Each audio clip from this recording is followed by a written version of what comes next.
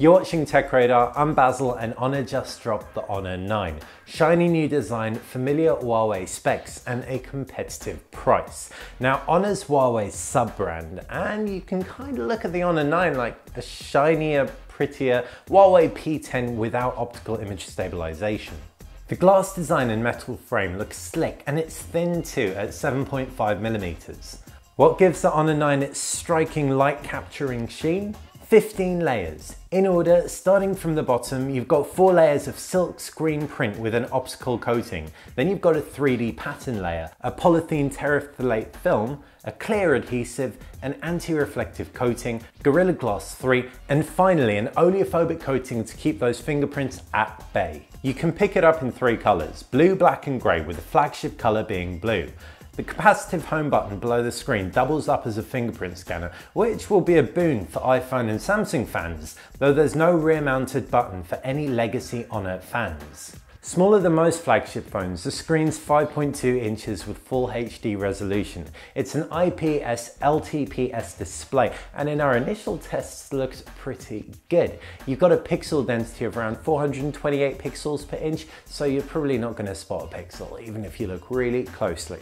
It's got 2.5D Gorilla Glass on the front and a curved Gorilla Glass back. This is also where you'll find the dual lens setup and flash. Running Android 7 with Emotion UI 5.1, it's a tried and tested combination with a Kirin 960 under the hood. Also a tried and tested combination is the camera setup. One 20 megapixel sensor and one 12 megapixel sensor.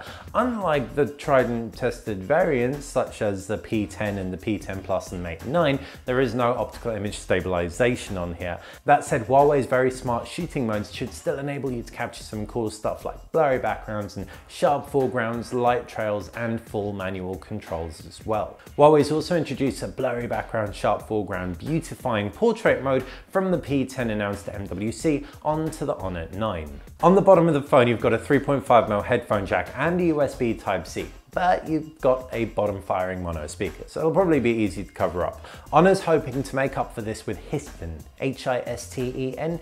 Plug in your headphones and it just improves the volume, giving you a 3D surround effect. Like I said, under the hood you've got a Kirin 960 processor and it comes with either 4GB of RAM and 64GB of storage or 6GB of RAM and 128GB of storage. It's also expandable by micro SD card, or you can bypass expanding it and get 2 SIM cards in the dual SIM tray. Finally, the battery, 3200 milliamps, and with that 5.2-inch screen size, it shouldn't give you too much trouble getting through a full day, rounding off a very familiar but very respectable spec set. And at £379 offline or available on 3 here in the UK, it shouldn't be too difficult to get your hands on the Honor 9.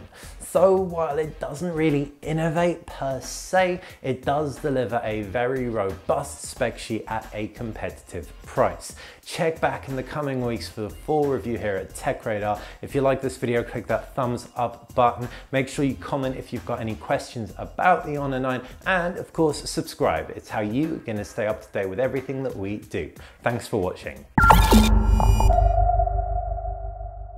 A polyethylene terephthalate